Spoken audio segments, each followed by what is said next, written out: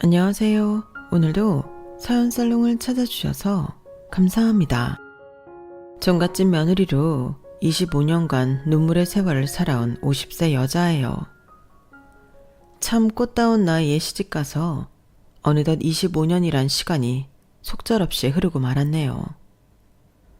생머리에 젖살이 통통한 얼굴에 제 25 사진을 보고 있노라면 눈물만 흐릅니다. 지금 거울을 보면 얼굴엔 자글자글 주름지고 목에는 쥐젖이 덮여 있어 지저분하게 보이거든요. 그 많던 머리숱은 다 어디로 갔는지 아줌마 파마를 하지 않으면 숨죽어 보이고 많이 먹지도 않는데 뱃살은 왜 이리 늘어져 있는지 참으로 볼품없는 내 모습에 한숨만 들어가요. 아마 제대로 갱년기가 와서 그런가 봐요. 시도 때도 없이 얼굴이 화끈거리고 자다가도 열이 올라와서 티셔츠가 다 젖어버릴 정도니까요. 그럴 때마다 지난 세월이 원통하고 분해서 울컥거리기도 여러 번이었죠. 다시 되돌아갈 수 있다면 그냥 마음 편히 저 혼자 살고 싶네요. 뭐 사치를 하는 것도 아니니 적게 벌고 혼자 쓰며 여행이나 다니고 친구들과 놀러 다니고 그렇게 자유로운 나비처럼 살고 싶어요. 자식이고 남편이고 시댁 식구들이고 다 부질없게 느껴지네요. 제가 너무 신세한탄만 했나요?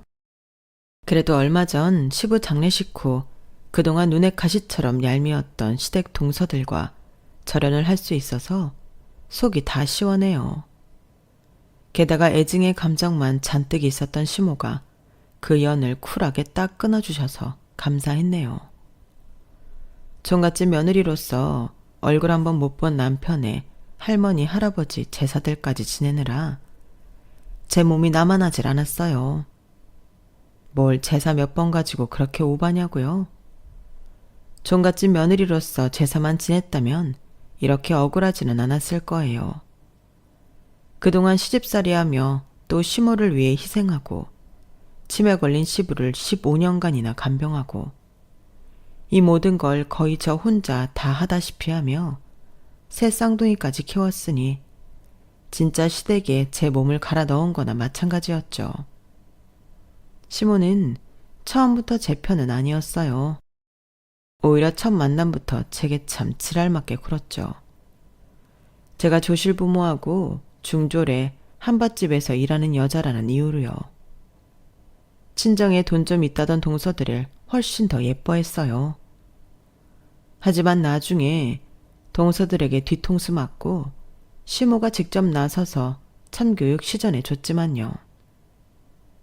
어쨌든 중간에 어떠한 큰 사건 이후로 시모가 제게 잘해줘서 그나마 다행이라고 생각해요. 시부는 늘 제 편이었어요. 그런 시부가 기억을 몽땅 잃어버리고 치매에 걸려 완전히 난폭한 폭군처럼 변해버리는 걸 보고는 가슴이 철렁하더군요. 너무 마음 아팠죠. 치매는 정말 진심으로 몹쓸 병인 것 같아요. 내 가족인데 내 가족이 아닌 것처럼 돼버리니까요. 완전히 딴 사람으로 변해버린 시부를 보며 눈물도 많이 흘렸답니다. 주위를 보면 상속 재산이 조금이라도 있는 집들은 거의 70% 이상은 잡음이 있는 것 같아요. 저희 시댁도 그랬고요. 재산이 엄청난 것도 아니고 대출을 아직 다 갚지도 못한 코딱지만한 건물과 시골 땅 갖고도 죄다 덤벼들더군요. 서로 가져가려고요. 그런데 시모가 나타나 한 큐에 정리해 주었어요. 처음으로 시모에게 고맙다는 생각이 들었죠. 대체 제게 무슨 일이 있었는지 어떻게 살아왔는지 궁금하시죠? 지난 몇십 년간 하도 마음이 답답하여 점집에 가서 굿이라도 할 판이었는데 이렇게 사연살롱 여러분께 낱낱이 고함으로써 한풀이를 대신할 수 있게 되었네요. 여기에 속시원히 다 털어놓고 제대로 한풀이 해보렵니다. 제 한풀이를 끝까지 들어주실 거죠? 그럼 지금부터 시작해 볼게요. 전 어려서 참으로 가부장적인 집에서 자랐어요. 남자는 하늘, 여자는 땅인 집이었죠. 덕분에 저희 친정엄마는 시댁살이를 하며 고생 참 많이 하고 사셨어요. 게다가 저희 할머니 할아버지께서 둘 다 제 분수를 모르고 돈이 있으면 있는 대로 다 쓰는 스타일이어서 그 돈 메꾸느라 외벌이었던 저희 아빠도 힘드셨을 거예요. 그래도 자기 부모인지라 저희 아빠는 자기 어머니 아버지를 위해서라면 뭐든 할 기세였죠. 바보 같고 속 터지는 양반이었어요. 아빠는 말단 공무원이셨는데 지금도 공무원 월급이 박봉이라고 난리잖아요. 그때라고 뭐 별반 다르지 않았죠. 그 돈으로 식구들 생활비에 사고치고 다니는 자기 부모 뒷수습까지 하느라 당최 돈을 모을 수 없었을 거예요. 며느리인 엄마는 속이 썩어 문드러졌을 거고요. 우리 할머니 할아버지가 하셨던 만행이 몇 가지 기억나네요.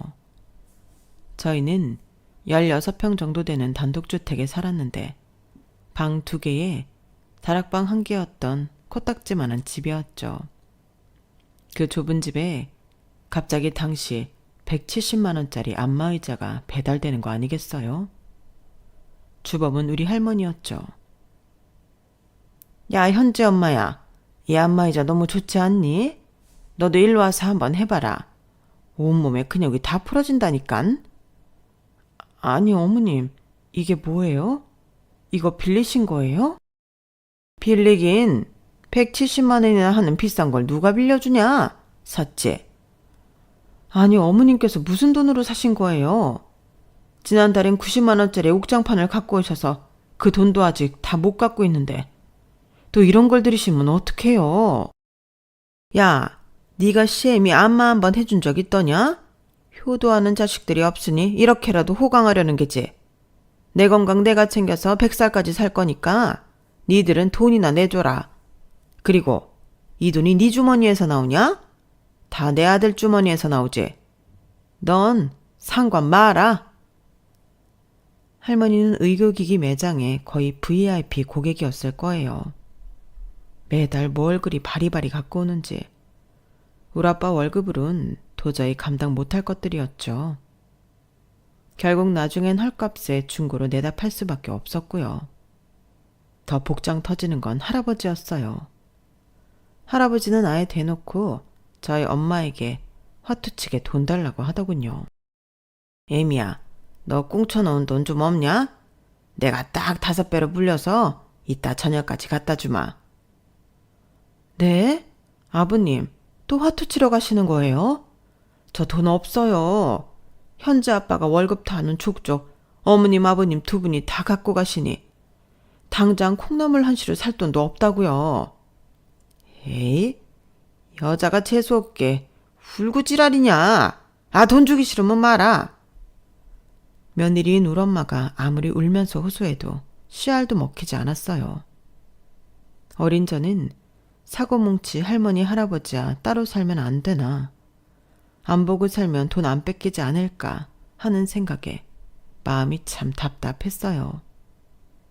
하지만 더 답답하게 나오는 건 바로 우리 아빠였죠.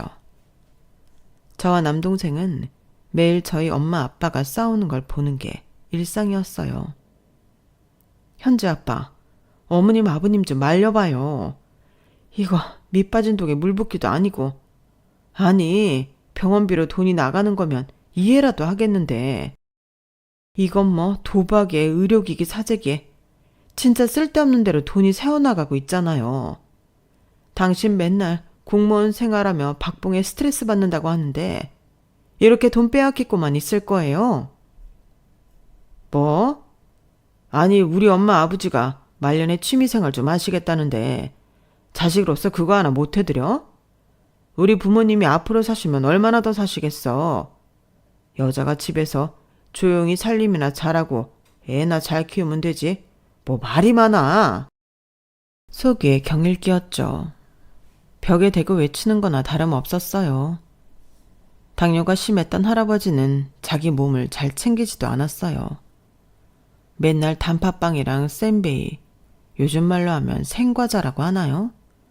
그걸 장롱에 숨겨두고 몰래 혼자만 드셨죠. 손녀인 제가 가면 화들짝 놀라며 과자를 뒤로 숨기셨어요. 진짜 철없는 노인네였죠. 그러니 당뇨가 너무 심해져 나중에 눈도 잘 안 보이고 손발이 썩어 들어가기 시작했어요. 급기야 입원을 해서도 단팥빵을 찾더군요. 결국 할아버지는 병원에서 당뇨 합병증으로 돌아가셨어요. 철없던 할아버지와 할머니는 그래도 부부간의 정은 좋았는지 할아버지가 돌아가신 후 할머니께서는 세상을 다 잃은 듯 시름시름 앓더군요. 맨날 눈물로 밤을 지새는 듯 했어요. 처음으로 할머니께 측은지심이 들었죠.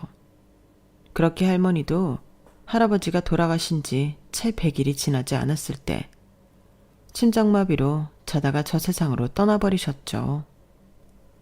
거의 석 달 차이로 두 분을 떠나보내시고 장례식장에서 가장 많이 운 건 아빠나 직계 자손들이 아닌 엄마였어요.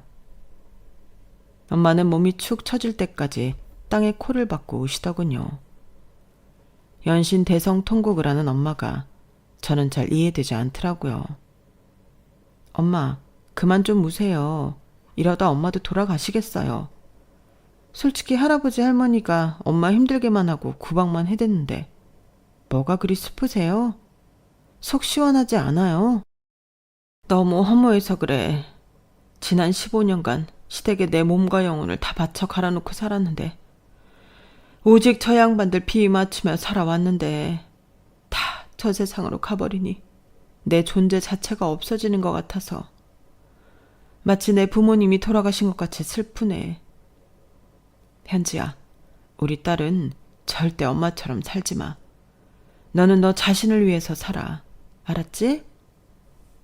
엄마의 뜻을 알다가도 모를 것 같았지만 엄마의 말처럼 전 절대 엄마처럼 살진 않겠다고 다짐을 했죠. 하지만 지금 와서 돌이켜보면 저희 엄마는 15년간 시집살이를 했고 전 무려 25년간 독한 시집살이를 했으니 결국 제가 승리한 건가요? 아님 패배한 건가요? 여튼 제가 바보 천치였음은 기정사실이네요. 하지만 어쩌겠어요. 결혼하기도 전에 속도 위반으로 새 쌍둥이가 생겨버려서 제대로 코가 깨어버린걸요. 다 제 팔자를 제가 스스로 마구 꼬아버린 거죠 뭐. 에휴, 역시나 한숨만 나오네요. 팔자를 꼬아도 금동아줄로 꼬았으면 그래도 나았겠지만 완전히 썩은 동아줄로 꼬았으니 고생 좀 했더랬죠. 여튼 말썽쟁이 조부모님이 돌아가시자 이번엔 아빠가 사고를 치더군요. 잘 다니던 공무원 직장을 때려치고 갑자기 사업을 하겠다고 나섰어요. 공무원 월급이 감질나서 말이야. 티끌 모아 태산이라고 하지만 내 생각에 그냥 티끌 모아 티끌 뿐인 것 같아. 사내로 태어나서 큰일 한번 저지르고 가야 속이 시원할 것 같아. 내가 일 한번 제대로 내볼게. 다들 나만 믿으라고. 돈방석에 앉게 해줄 테니. 현지 아빠, 그게 무슨 말이에요? 갑자기 웬 사업? 그냥 다니던 직장에 달 다니면 말년에 공무원 연금 타고 좋잖아요. 제발 더 이상 일 벌이지 마세요. 제발요. 우리 식구는 도시락 싸들고 다니며 아빠를 말렸지만 아빠의 무쇠고집은 그 누구도 꺾을 수 없었어요. 그리고 1년 후 돈방석은커녕 아빠의 사업은 제대로 망해버려 그나마 있던 코딱지만한 집까지 날려버렸죠. 우리 네 식구는 판자촌 단칸방으로 피난 가듯 몸을 숨길 수밖에 없었어요. 그도 그럴 것이 아빠가 사채빚을 몽땅 끌어 썼는데 그때 당시 사채 이자는 실로 어마어마했었고 조폭들이 연루되어 있었는지 무서운 사람들이 우리 집 문을 연신 두드려댔거든요. 심지어 신체 포기각서까지 들이밀면서 말이죠. 우리 식구는 판자촌 단칸방에 숨으러 들어간 게 맞았어요. 겨우겨우 전학을 가서 중학교를 이어 다닐 수는 있었어요. 아빠는 팔자에도 없는 노가다판에 가서 일을 해야 했죠. 생전 처음 해보는 막노동에 아빠는 몸이 이곳저곳 성치 않았어요. 파스 냄새가 늘 진동을 했죠. 호기롭던 아빠의 어깨는 늘 축 처져 있었고, 보다 못해 엄마는 중학생이었던 절 데리고 신점을 본다는 곳에 찾아갔어요. 엄마도 이런 곳이 처음이라 무서워서 딸인 저와 함께 간 거였죠. 새빨간 립스틱에 날카로운 눈매의 무당에게 아빠의 사주를 들이밀자 무당이 저희에게 딱 쏘아 붙이더군요. 아니, 이미 죽은 사람 사주를 갖고 오면 어쩌라는 거야? 지금 나 놀리는 거야, 뭐야? 내 신기를 의심하는 거냐고. 아, 재수없는 모녀 같으니라고. 무당 선생님, 죽은 사람이라뇨. 멀쩡히 살아있는 제 남편 사주예요. 일이 하도 안 풀려서 답답해서 가져온 건데 대체 무슨 말씀이세요? 그제서야 무당은 표정이 좀 풀어지더군요. 아직 안 죽었다고? 에휴, 불쌍한 모녀 같으니라고. 자, 복비 다시 가져가. 이 돈으로 장례 잘 치르고 가는 길 외롭지 않게 노잣돈으로 쓰라고. 얼른 가! 저와 엄마는 진짜 떨떠름한 기분으로 집으로 돌아왔어요. 그리고는 딱 이틀 뒤 충격적인 비보를 듣고 말았죠. 아빠가 공사판에서 일하시다 추락하는 크레인에 깔려 돌아가시고 만 거였어요. 엄마는 아빠의 장례를 치르며 거의 혼절하다시피 우셨어요. 아휴, 나 혼자 어떻게 살으라고. 그렇게 갑자기 떠나버리면 어떡해. 그 위험한 공사판에 떠미는 게 아니었는데 그놈의 사업한다고 네 아빠를 사지에 몰아넣었구나. 다 내 탓이다. 이 못난 마누라를 용서해줘요, 여보. 저와 그리고 4살 차이 나던 남동생이 거의 혼절한 엄마를 대신해 정신 차리고 장례식을 끝까지 마무리해야 했어요. 장례 후 엄마는 그래도 좀 나아지시나 싶었지만 하늘도 무심하시지. 딱 일주일 만에 소크샤로 돌아가시더군요. 그냥 주무시는 줄로만 알고 학교에 등교했는데 학교 후에도 엄마는 계속 누워만 계시더라고요. 뭔가 이상해서 코 밑에 손을 대보고는 그제서야 엄마가 숨을 안 쉰다는 걸 발견했죠. 엄마, 설마 어떻게 된 건 아니죠? 내가 학교에 안 가고 응급조치라도 했어야 했는데. 엄마, 제발 깨어나봐요. 나랑 준혁이만 남겨두고 이렇게 가버리면 우리 둘이 어떻게 살아요? 일주일 간격으로 부모를 잃은 우리 남매는 어떻게든 살아가야 했어요. 아빠의 사업 실패로 집에는 10원 한 장 없었기에 당장 제가 돈을 벌면서 아직 초등학생인 동생을 돌봐야 했죠. 학교고 뭐고 자퇴하고 가장이 되었어요. 공부는 나중에 다시 하면 된다고 안일하게 생각했죠. 공부도 다 때가 있다는 걸 그땐 전혀 몰랐어요. 저는 우리 아빠를 잡아간 건설 현장에는 근처에도 가고 싶지 않았지만 어쩔 수 없이 시급을 조금이나마 많이 쳐주던 건설 현장 한밭집에서 일하게 되었어요. 제가 손이 야무진 스타일이었기에 한밭집 사장님께선 아주 마음에 들어 하셨어요. 해마다 아주 조금이지만 월급도 올려주셨고 추석 보너스도 두둑히 주셨죠. 나름 만족하며 다니고 있는데 어떤 공사 현장에서 유난히 눈에 띄는 남자가 있더라고요. 건설 근로자들은 보통 꾀지재한데 그 젊은 남자는 안경 낀 지적인 모습도 밥도 어찌나 복스럽게 먹던지 제 마음에 쏙 들어왔죠. 그때가 20대 후반을 향해 가고 있었으니 아마 외로운 마음에 더 남자한테 시선이 갔는지도 모르겠어요.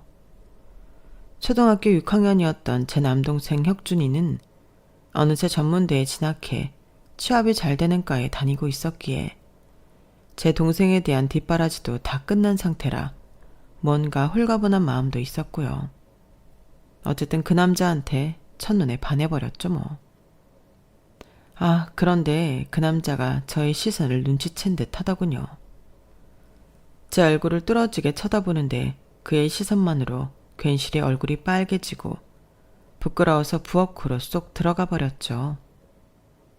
이제 점심 장사를 다 정리할 때가 되어서 다시 나와봤더니 그 남자가 그대로 서 있었어요. 저 사장님, 혹시 언제 일 끝나세요? 저요? 저 사장님 아니에요. 그냥 여기 종업원이에요. 사장님은 잠깐 볼일 보러 나가셨어요. 여기 영업은 오후 7시에 끝나요. 그러셨군요. 그럼 이따가 7시에 다시 찾아올게요. 이 앞에서 잠시 얘기 좀 나눌 수 있을까요? 전 바보처럼 대답도 잘 못하고 다시 부엌으로 쏙 들어가 버렸어요. 그가 한밭집 문을 나간 걸 확인하고는 그제서야 나을 수 있었죠. 거울에 비친 제 얼굴은 홍당무가 돼 있더군요. 가슴도 두근두근 했고요. 이게 대체 뭐야? 심장은 또 왜 이렇게 빨리 뛰는 거야? 7시가 안 됐으면 좋겠더군요. 그 남자가 진짜 식당 앞에 와서 기다릴 것 같아서 불안했어요. 그 남자에게 마음이 있으면서도 제 자신에게 자신감 없던 저는 너무 떨리더라고요. 그렇게 7시가 되어 그 남자를 만나게 됐고 근처 다방에서 차 한 잔을 하게 됐어요. 커피 마시면 심장이 더욱 떨릴 것 같아서 그냥 쌍화차 한 잔 마셨죠. 전 건축 감리사로 일하는 김해철이라고 합니다. 이제 이곳 건설이 거의 다 마무리되는 단계라서 현지 씨가 다른 데로 가실까봐 다급히 만나자고 한 거예요. 네. 저희 일이 늘 건설 현장 따라서 이동하는 일이니까요. 그런데 제 이름이 유현지인 건 어떻게 하셨어요? 그게 궁금하세요? 현지 씨가 절 쳐다보기 시작하기 훨씬 전부터 계속 바라보고 있었어요. 주인 아주머니나 여기 근로자분들이 현지 씨 이름 부르는 걸 듣고 알았죠. 이름처럼 얼굴도 아름다우시네요. 곧 다른 데로 가버리신다니 제 마음이 급해집니다. 전화번호 좀 알려주시겠어요? 그때 당시 고시원 살고 있었는데 고시원 사무실 전화번호를 알려줬어요. 당연히 전화는 자주 못했지만 그 후로 한밭집에서 매일 점심시간에 서로 비밀스러운 눈빛을 주고받았죠.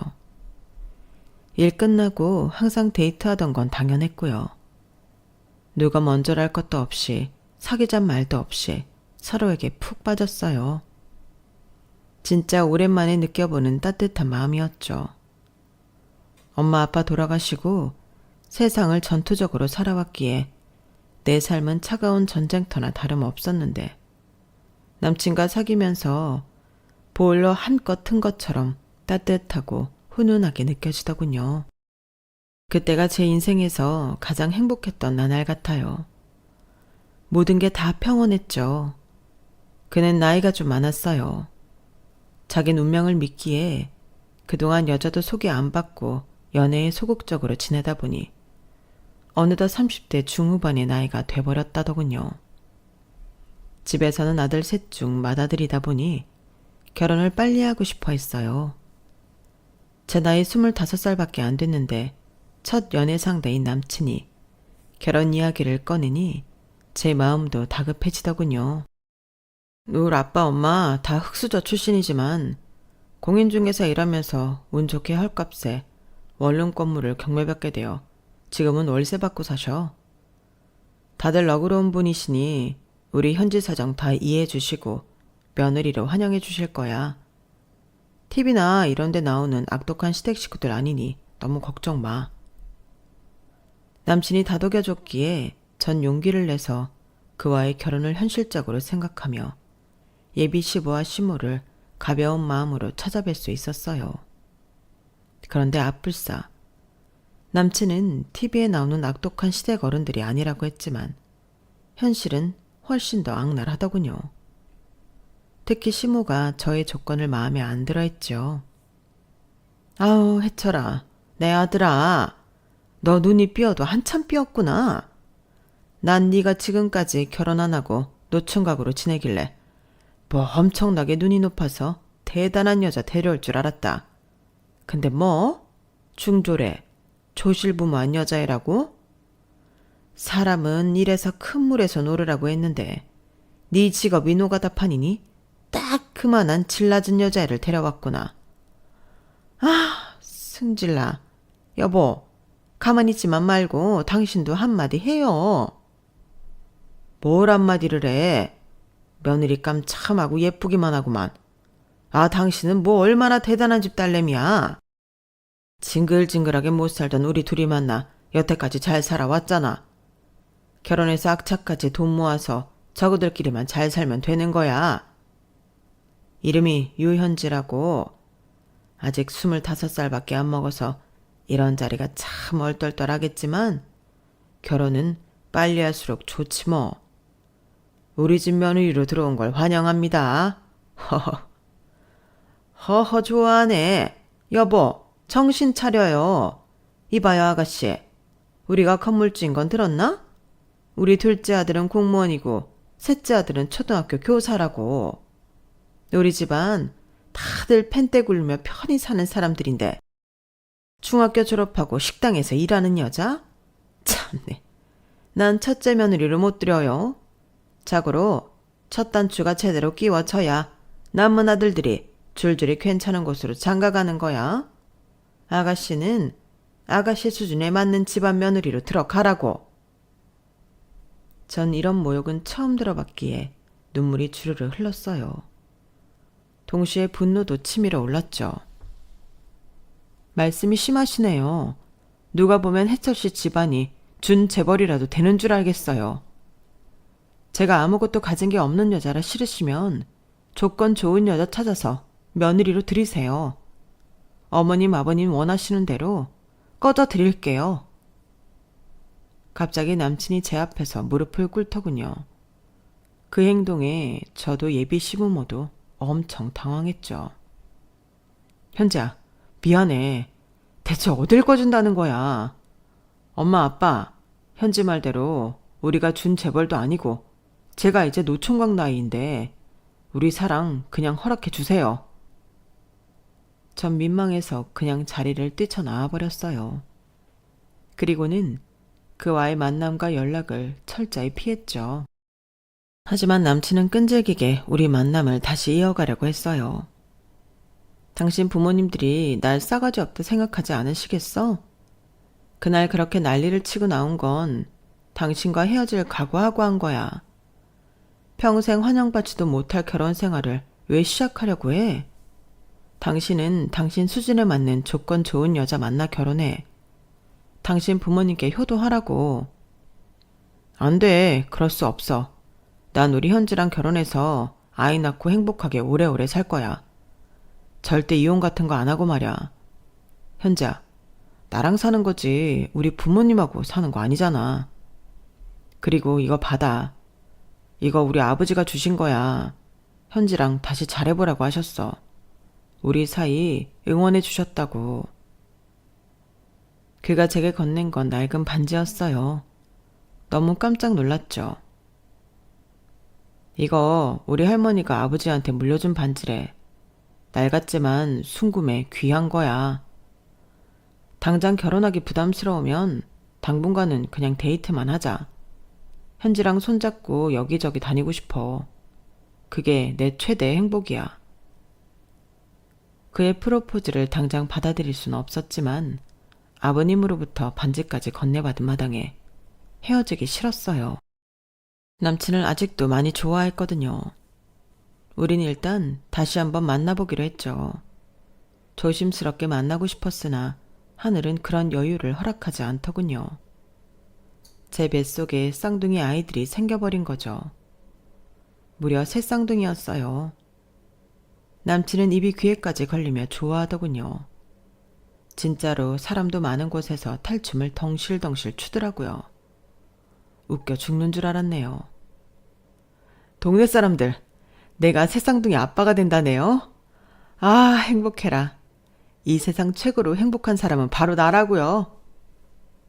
그렇게 결혼까지 일사천리로 하게 되었어요. 3쌍둥이를 임신했다는 소식에 시모도 두 손 두 발 다 들었다더군요. 시부가 환영해준 건 당연했고요. 하지만 시모의 마지막 조건은 바로 합가였어요. 지금 생각해도 참으로 무시무시한 최후의 조건이었죠. 네가 애를 3명이나 배워왔다는데 내가 뭐 어쩌겠냐만 네가 조실부모하고 가정교육도 제대로 못 받았을 테니 우리랑 같이 살아야겠다. 이 시애미가 단단히 교육시켜줘야 하니. 배부른 채 웨딩드레스 입고 싸구려 웨딩홀에서 결혼식을 진행한 뒤 바로 시부모의 집에서 시댁살이를 시작했어요. 입덧은 왜 그리도 심한지. 새 쌍둥이라 그랬는지 어쨌든 밥 냄새도 싫더군요. 밥 한 숟갈이라도 먹으면 노란 위에까지 다 토할 정도였으니까요. 청소는 맨날 나한테 다 시키면서 깨끗한 척은 혼자 다 하던 시모는 제가 입덧 때문에 변기를 부여잡고 토할 때마다 더럽다고 난리를 쳤어요. 더러워. 시부모가 밥 먹는데 꼭 더럽게 구토를 해야겠냐? 그럼 간 김에 화장실 청소까지 단단히 하고 나와라. 쌀데기 없는 딸내미 3명이나 임신했다면서 유난 떨기는. 자고로 고추 달린 아들이 최고인 거다. 나 봐라. 떡두꺼비 같은 아들내미 3명이나 낳으니 얼마나 든든하냐.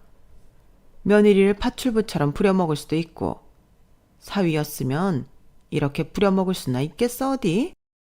토하면서 시모의 저런 개소리를 듣고 있노라니 눈물이 펑펑 나더군요. 임신하고 나니 친정엄마가 없다는 사실이 사무치게 서러웠어요. 마치 눈알까지 쏟아져 나올 만큼 얼굴에 핏대 세우며 구토한지라 시모 말에 대꾸할 기력도 없는데 그래도 내 편인 시부가 대신 대꾸해 주더군요. 아니 여보, 말 뻔세하군. 우리 큰며느리가 무슨 이 집 파출부야? 제 몸도 무거운데 앞으로 당신이 살림 다 해. 뱃속에 아기 3명이나 들어있으면 얼마나 힘들겠어? 여자의 척은 여자라더니 당신도 출산해봤으면 힘든 거 뻔히 알면서 며느리를 부려먹으려 해? 늘 제 편을 들어주는 시부에게 진짜 감사했어요. 그 후로도 시부가 정신줄을 놓기 전까진 마치 친정아버지처럼 다정하게 대해주셨죠. 전 3명의 딸내미들을 출산일까지 제 뱃속에 품고 있기 너무 힘들어 병원의 제안하에 제왕절개로 좀 일찍 나왔어요. 신생아일 때는 잠을 거의 잘 수 없었지만 그래도 조금 키워놓으니 그렇게 예쁠 수가 없더군요. 내 목숨 다 바쳐 이 아이들을 위해 살아야겠다는 생각이 들 정도로요. 이 집의 둘째 아들과 셋째 아들, 그러니까 도련님들은 다 독립해서 살고 있었어요. 그러다가 갑자기 한 달 차이로 둘 다 결혼을 한다고 선언하더군요. 시모는 아무것도 볼 것 없는 저와는 다르게 둘째, 셋째 며느리감들이 친정이 잘 산다며 저한테 대놓고 비교질하더군요. 야 큰애야, 둘째, 셋째 며느리들 들어오면 네 기가 팍 죽겠다.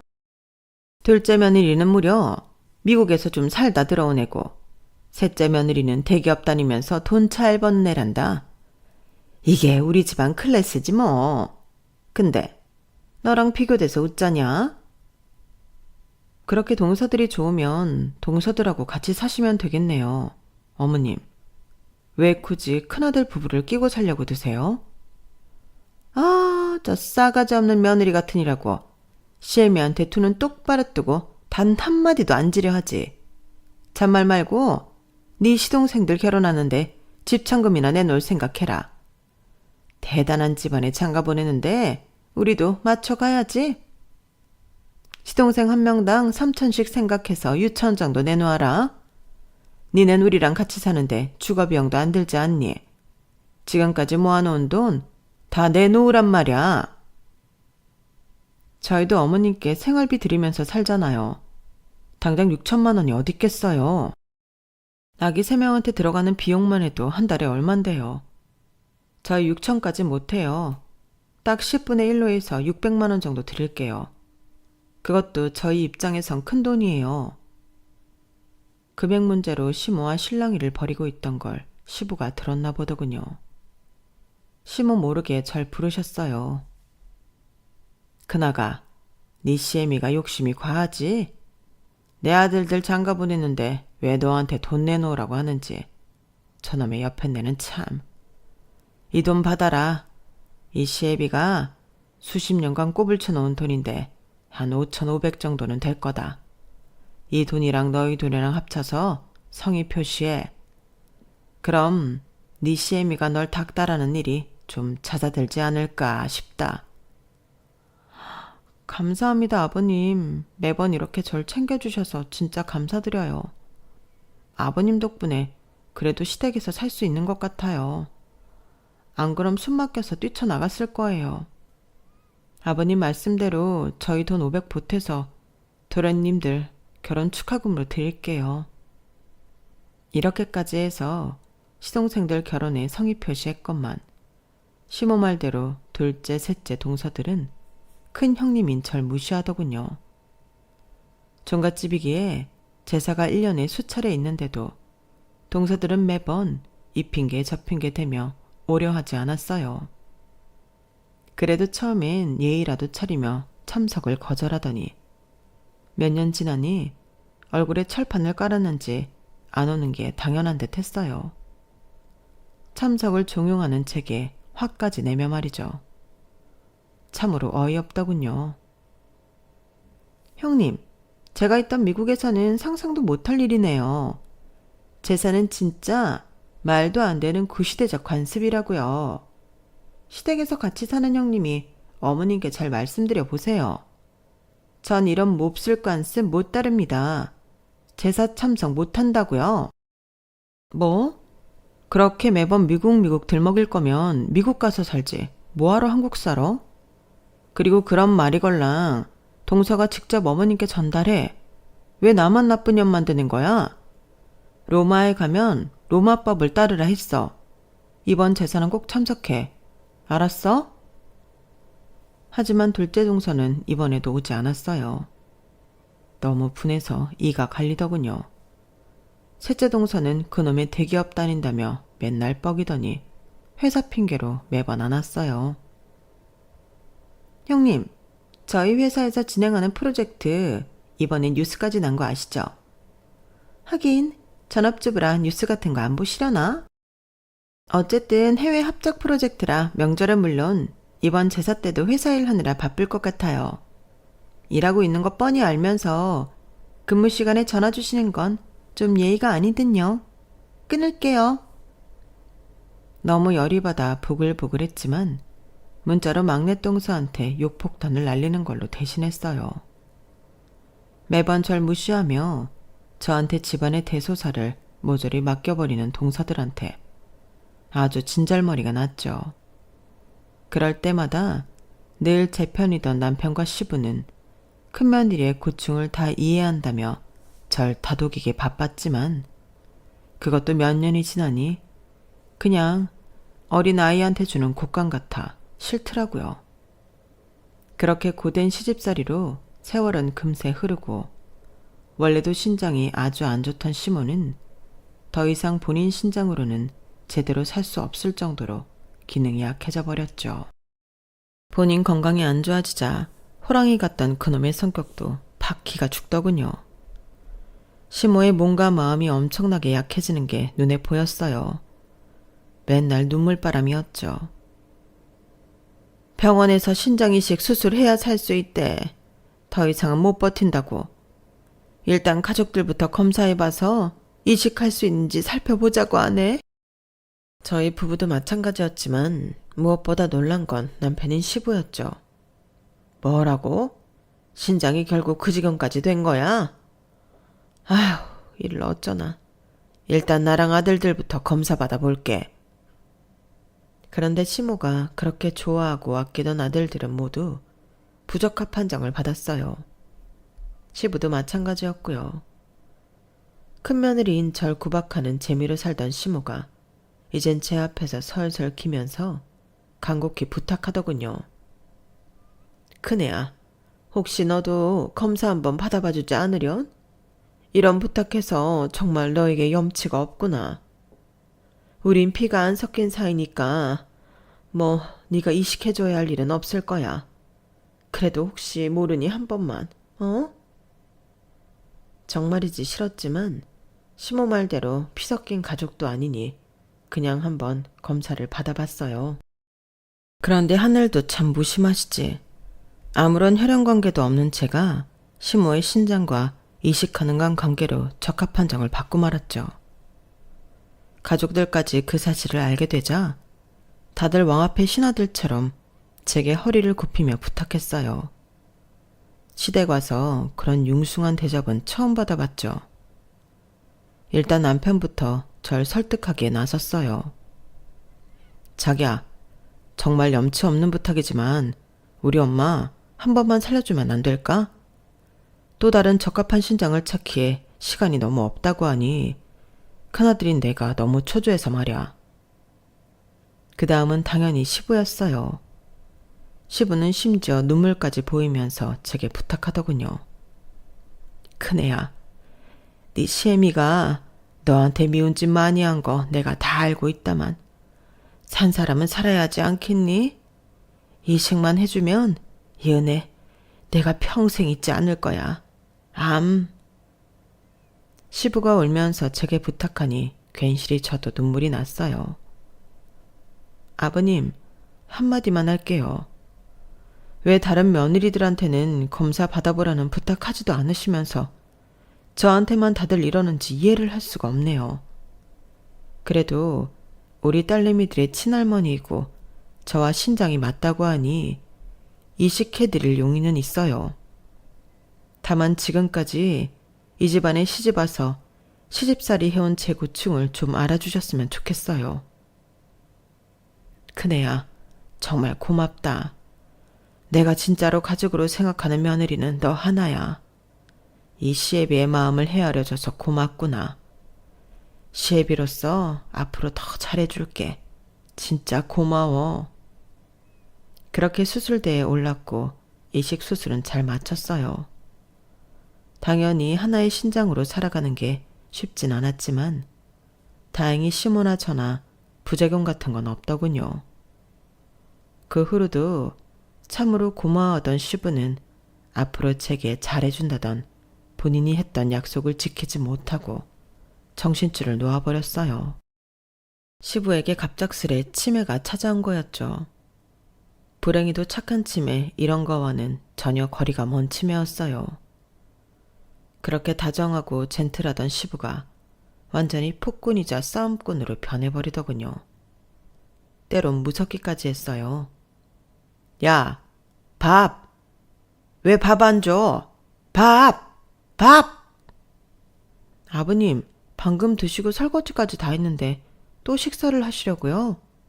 방금 먹은 거 기억 안 나세요? 고등어 조림이랑 맛있게 드셨잖아요. 야, 밥 달라고, 밥! 맨날 같은 말 되풀이하면서 집안 집기를 때려부수기도 했어요. 새 쌍둥이를 키우면서 집안일까지 도맡아 하던 제가 도저히 감당이 안 돼 시부를 오전엔 치매센터에 보내고 오후에만 저와 시모가 번갈아가며 돌봤어요. 시모는 저로부터 신장이식을 받은 후엔 아주 순한 양으로 변해서 절 마치 친딸처럼 잘해줬어요. 큰애야, 너한테 시아버지 저런 꼴까지 보게 해서 정말 미안하다. 못낸 시애미 나한테 신장까지 떼어준 너한테 고생을 또 시키는구나. 에휴, 나나 저 양반이나 얼른 죽어야지. 어머님, 산 사람은 살아야죠. 누구나 다 최후엔 늙고 병들어 죽는 거 아니겠어요? 아버님이 치매에 걸리기 전에 저한테 얼마나 잘해주셨는데요. 그거 생각하면 별로 힘들지도 않아요. 고맙다, 큰애야. 이렇게 착한 너를 내가 왜 지난 세월 그렇게도 모질게 굴었는지. 나도 시애미 역할이 처음이어서 그랬나 보다. 정말 미안해. 시모와 뭔가 진짜 가족이 된 기분이었어요. 이제 와서 말이죠. 건강했던 시부는 치매에 걸리고서도 한참을 정정하게 사셨어요.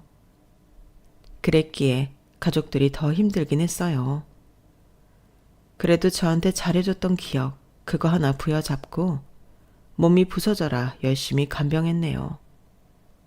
그동안 둘째, 셋째 동서들과 심지어 시동생들마저 거의 찾아오지 않았어요. 명절에도 말이죠. 그들에게 열이 받은 시모가 소리치고 아버지 좀 찾아뵈라고 애원도 해봤지만 아들들도 안 오는데 며느리들이 찾아오겠어요. 참으로 괘씸한 년놈들이었죠. 그러다가 그들이 찾아온 건 바로 시부 장례식 때였어요. 아직 대출도 다 갚지 못한 낡은 건물 하나와 시골에 있는 땅이 시부 명의로 되어 있다는 걸 그들도 알고 있었기 때문이죠. 시부는 자다가 갑자기 심장마비로 돌아가셨어요. 마치 어렸을 적 우리 친정 엄마가 돌아가셨던 그 자세 그대로 꼿꼿하게 마치 잠든 것처럼 돌아가셨더군요. 엄마 생각이 나서 119 구급차가 올 때까지 엄청나게 울었네요. 아버님, 이렇게 갑자기 돌아가시면 어떡해요. 뭘 해도 저승보당 이승이 나은 건데. 저 잘해드리지 못해 죄송해요. 아버님한테 짜증 부려 죄송해요. 장례식장에서도 시모와 부둥켜 안고 엄청 울었어요. 시부의 아들들보다 피 한 방울 안 섞인 우리가 더 많이 울었던 것 같네요. 그런데 갑자기 저기서 동서들끼리 큰 소리가 났어요. 아니 둘째 형님, 저희가 앞으로 아버님 제사 모실 거니까 저희가 건물이며 땅이며 상속받는 게 당연하죠. 형님은 맨날 미국에서는 제사 같은 건 있을 수 없는 일이라며 제사 한번 참석 안 하셨잖아요. 왜 갑자기 아버님 재산에 욕심을 부리는 거예요? 뭐야? 아니 막내 주제에 눈에 뵈는 게 없나 보네? 그런 동서는 뭐 맨날 대기업 다닌다고 연봉이 어쩌네 자랑하면서 막상 일 바쁘다며 시댁 한번 오지도 않았잖아? 그러면서 갑자기 제사 가져가고 아버님 재산 다 물려받겠다고? 웬 도둑놈 심보야. 전 어이가 없었어요. 지금껏 25년간 저 혼자 시댁 살림 다 하고 제사 다 모셔왔는데 그동안 두 손 놓고 방관하던 두 동서가 지네끼리 싸우며 시부 재산 갖겠다고 싸우는 꼴이라니. 제가 나설 수밖에 없었죠. 거기 동서들, 맏며느리인 내가 지금껏 다 해왔는데 이제 와서 다 뺏어가겠다고? 아버님 재산까지? 그럴 순 없지. 여태 해오던 대로 내가 제사 다 지내고 재산도 우리가 물려받는 게 맞는 거라고. 그러자 갑자기 뒤에서 시모가 사자어를 내지르며 달려오더니 냅다 둘째, 셋째 동서들의 머리를 쥐어뜯더군요. 야, 둘째, 셋째 니네 결혼해서 한 짓들을 내가 모를 줄 알아? 너 둘째 며느리 저번에 마지못해 시댁 왔을 때 네 아들인 영호가 네 핸드폰 갖고 게임할 때 카톡 슬쩍 봤다. 너 웬 외간 남자랑 놀아나는 것 같더라? 그리고 시엠이 인내욕을 그렇게도 천박스럽게 짓거려놨더라. 내가 모를 줄 알았냐? 우리 아들 이혼 안 시키려고 모른 척하고 있었다만 이제 내 남편도 죽은 마당에 니네들끼리 이혼을 하든지 말든지 마음대로 해라. 나도 이제 2판 4판이다. 그리고 너 막내, 니녀는 나이 40이 다 되도록 애가 없길래 비싼 돈 들여 보약까지 해먹었다니 뭐? 딩크족?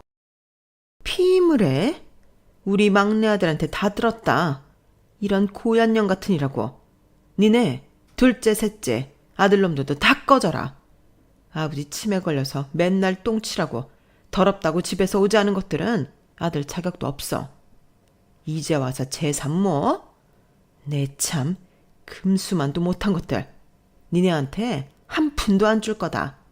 이 재산은 지금껏 25년간 시집와서 고생해온 큰며느리랑 큰아들 거니까 니네는 눈독 들이지 말고 당장 꺼져버려. 앞으로 자식은 큰아들 한 명뿐이라고 생각하며 살 테니 엄마한테 연락도 하지 말아라. 동서들은 본인들의 비밀을 다 알고 있는 시모의 말에 깨갱하며 혼비백산하고 다 흩어져 집에 가버리더군요. 더 이상 재산이니 어쩌니 입에 올리지 못하고 말이죠. 시모는 우리 부부에게 돌아와 다시금 일렀어요. 아버지 재산 다 니네 명의로 상속받아라. 우리 큰며느리 덕분에 제2의 인생을 살고 있는 내가 무슨 돈이 필요하겠니? 니네만 괜찮다면 난 이대로 너희와 한 집에서 살고 싶구나. 이제 나한테 가족은 너희뿐이니까. 저희 부부와 시모는 다시금 부둥켜 안고 울었어요. 그동안 미운 정 고운 정 다 들었기에 이제야 진짜 가족이 된 것 같았거든요. 이제 아이들도 많이 컸고 시모가 집안 살림을 많이 도와주기에 저도 나이 50줄에 커리어를 새로 시작해보려 공인중개사 시험에 도전하고 있어요. 저번에 낙방하긴 했지만 이번엔 꼭 합격할 수 있다는 자신감으로 동네 도서관에서 열심히 공부 중이네요. 시모와 남편, 그리고 우리 새 쌍둥이 딸내미들이 저에게 열렬한 응원의 힘을 보내주고 있어요. 요즘 참 기쁘게 공부하고 있네요. 마치 새로운 삶을 살고 있는 듯한 기분이 들기도 해요. 저 꼭 합격하라고 응원의 말씀 많이 해주세요. 지금까지 그래왔듯이 앞으로도 진짜 죽을 힘을 다해 열심히 살아보렵니다. 제발 이젠 꽃길만 펼쳐졌으면 좋겠어요. 여러분의 인생에도 찬란한 빛이 함께하길 기원할게요. 지금까지 저의 길고 긴 인생 이야기를 함께해 주신 여러분께 감사드려요. 건강하시고 행복하세요. 여러분, 사연 댓글에 응원과 현명한 조언 부탁드려요. 좋아요와 구독은 저에게 큰 힘이 됩니다. 오늘도 좋은 일 가득하세요.